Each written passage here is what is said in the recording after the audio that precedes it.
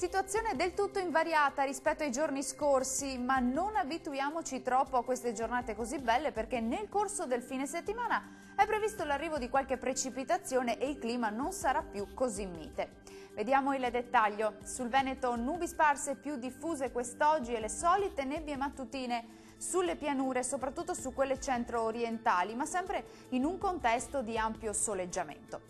Diamo uno sguardo anche alle temperature, le massime saranno comprese tra i 18 e i 21 gradi, valori minimi tra 8 e 11 gradi circa. Spostiamoci ora a vedere che tempo farà sul Friuli Venezia Giulia.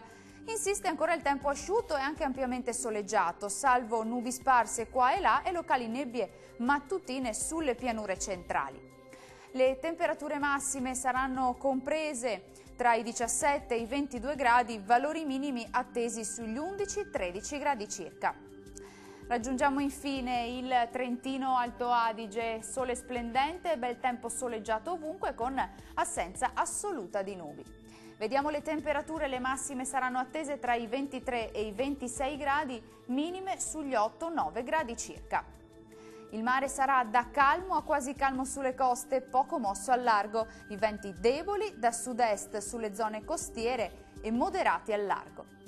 Dal meteo di Antenna 3 per ora è tutto, grazie per l'attenzione, arrivederci.